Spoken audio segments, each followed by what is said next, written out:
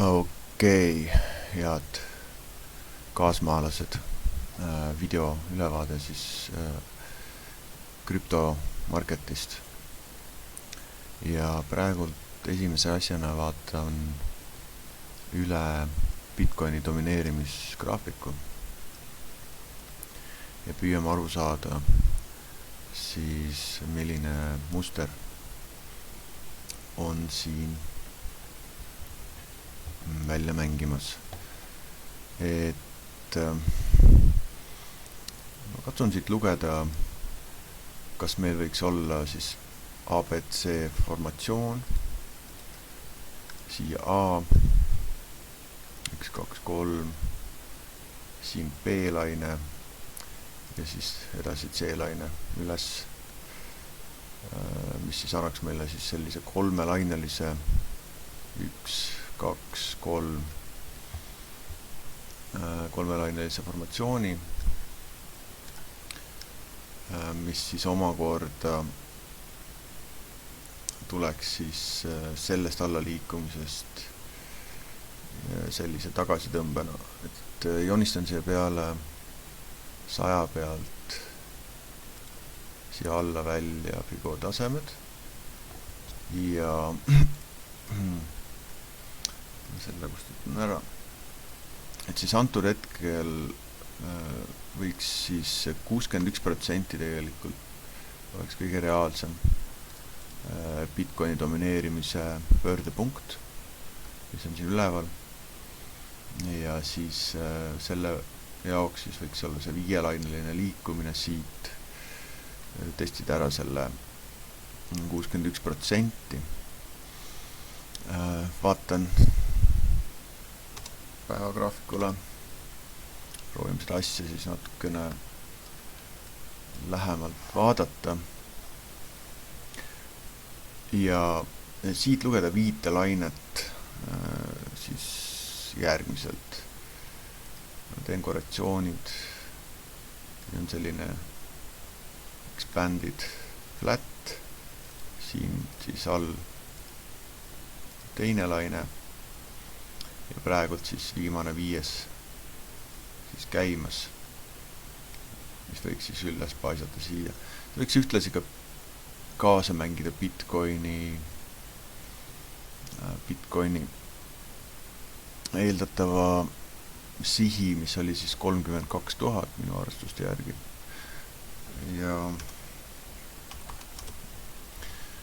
vaatan siit seda asja lähemalt, et see viimane 5 laine siis võiks siis oma teekonda praegult see üles jätkata. Bitcoin ka tõuseb, altcoinid on praegult maha jäänud oluliselt ja et kas meil on siis siin on 1, 2, 3, 4 ja siin on siis tulemas 5 laine ülesse ja siht oleks siis see 61% ehk 75-29 Bitcoini domineerimine. Võttes arvesse seda stsenaariumit, peaks siis vaatama Bitcoini ja altcoinide omavahelist graafikut.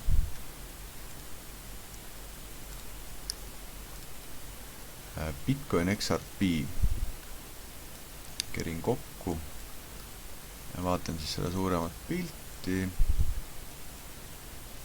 Antud juhul siis kogu see üritus siin võiks olla siis 4. laine ja see viimane alla langemine siit annaks meile siis viimase 5. laine praegu, mis lõpetaks siis ühtlasi selle XRP langemise Bitcoini suhtes. Sama analoogne pilt on ka teiste altcoinide graafikutel Bitcoini vastu. Ja lähen vaatan seda lähemalt. et siin aru saada, kuidas see viies laine siin ennast välja mängib. Et see algas sellise ABC ja siin ABC üles, et see 1 ja 2 võiks olla siia. Panin siia peale siis laiendus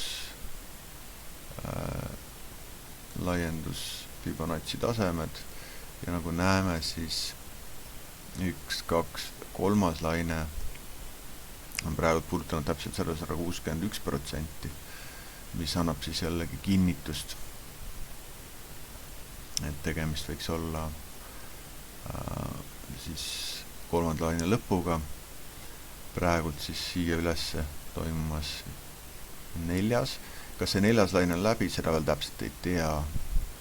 Vaatan tunni aja graafikul. Et siin on ABC on näha, ehk 3 lainet, korrektsioonid on 3-lainelised. Ehk siis siit üles A, siin on B ja C, agressiivne C liikumine. Et C võib vabalt olla ka siin lõppeda. Ja peale mida siis, kas algas juba 5 või meil see 4. laine alles käib. Et siin võiks juhtuda selline stsenaarium vabalt, kus siis see 5. laine testib selle sama alumise ääre, see on kõige minimaalsem väljamängimine ja siit siis algab uus üles trend. Vaatan seda asja lähemalt. Ja see iseenesest paistab selline väga agressiivne allaliikumine võiks olla C ehk siis A, B, C, see on 1, A, B, C, 2 siis siit alla hakkab käima 3. laine. Ma ootan tegelikult siit olulist alla liikumist, mis viib siis selle 3. laine 1, 2 ja viib siis selle 3. laine alla edasi ja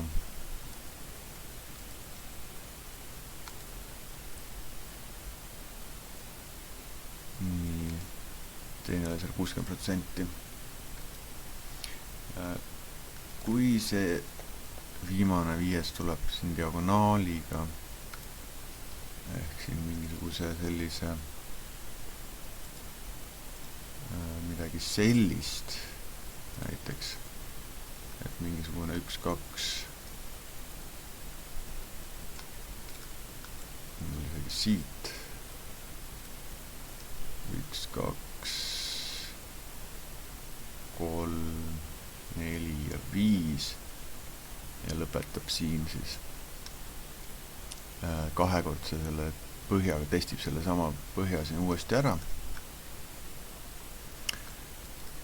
Või on tegemist siis hoopis midagi sellist, et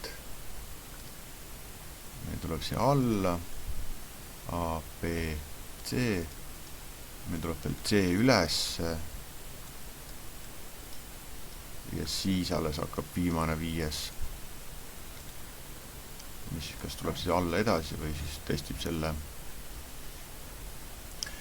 sama 4. laine alguse uuesti ära, et noh, üldiselt kui ennem kui uued trendid ülesse poole hakkavad, siis see hind veedab üpris kaua aega selles rajoonis siin, et kus siis nii-öelda smart money siis vahetab käsi, et uued ülesliikumised võetakse siit ülesse ja siis viimased paanika müüjad siis müüvad, et praegult siis tuleb lihtsalt olla kannatlik ja oodata. Samamoodi XRP ise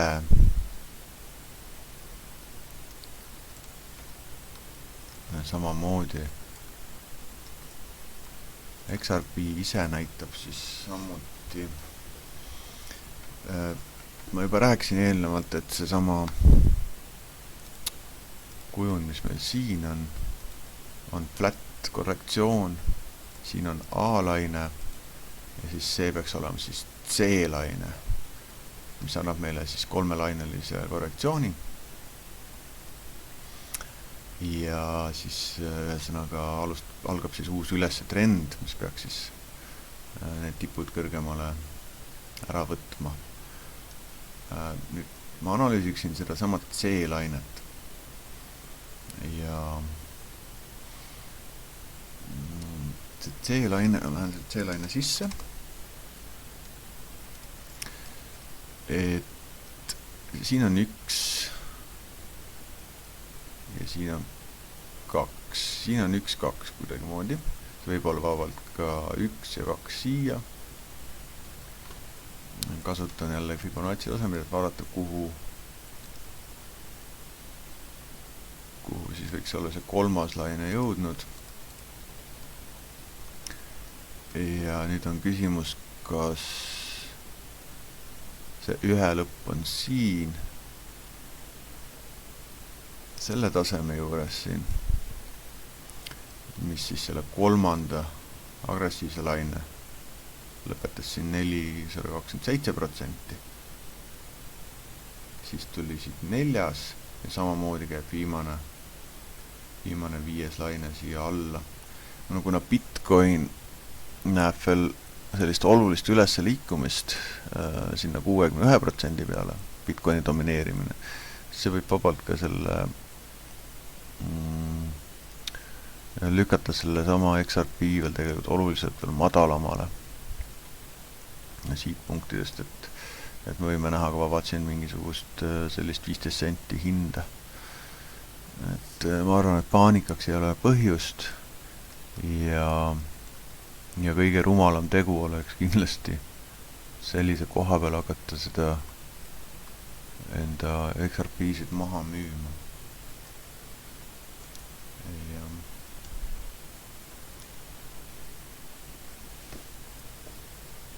Et siin panna need kanalid siis 1, 2, 3, 4, võib-olla see 5 siis juba ongi sellest trendijoonest välja murdnud ja siis tulebki, testibki siit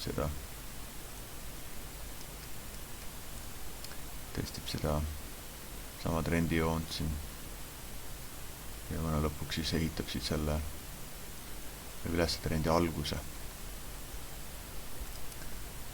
Neo on kindlasti, mida ma väga jälgin. Neol samamoodi ma tegelikult juba tükk aega tagasi rääkisin seda, et Neo võiks isegi tulla ja ära testida selle 78%. Siia. Et kuna see esimesena see 61 sai testitud, liikusime ülesse, siis järgmine samm võiks tegelikult olla see sama hinna oluline liikumine siia 78, 9, 28, et äärmiselt hea koht tegelikult jällegi seda ülesse korjata seda krüptovaluutat. Jah, et tundub, et tegemist on siis altcoinide viimase sellise hinnaalandusega, peale mida siis altcoinid võtavad selle domineerimise enda kätte ja näitavad oluliselt paremaid tulemusi. Aga nagu me näeme, siis Bitcoin liigubki järjest edasi ja mul on siin pannud Bitcoini jaoks ka sihid paika, et see Bitcoini viimane 5. laine, mis toimub siis selle kolmanda laine sees, siit on 1, ma panen siia peale ka, 1, 2, see kolmas võiks olla siia ja jääme siis järgmisel poolaastal siit siis 4. lainet ja edasi üles 5., mis siis lõpetab selle suurema pull-trendi või tõusutrendi ära ja hakkab siis järgmine pikem nii-öelda korrektsioon või bear market. et jah, see 32 000 siin võib üpris kiiresti kätte jõuda. Ja praegu on juba näha, kuidas Bitcoin tegelikult liigub oluliselt ülesse poole. Ma olen siin ka need lained ära märgistanud. Selle viimase 5. laine loen siis siia 1, 2, 3, 4 ja nüüd see läheb omakorda lahti veel 5, 1, 2, 3, 4, 5 siia ülesse. Et niimoodi need siin valmis saavad, et see järgmine pool aasta siis võiks tähendada Bitcoini hinna nii-öelda pikemaajalist korrektsiooni siin. Peale mida ma siis eeldan Bitcoini nägemist 50 000 juures. Ja sellega siis praegune analüüs lõpeks. Et küsime, kas altcoinid tulevad siis hakkavad ennem näitama juba tõusnud märke või Bitcoin saavutab oma 32 000 ja Bitcoini korrektsioonide ajal siis altcoinid hakkavad ülesse performima. Et siis järgmine pool aasta siis võiks olla selline, kuni suveni võiks olla siis altcoinide päralt. Peale mida siis Bitcoin jällegi võtab üle ja liigub üles edasi.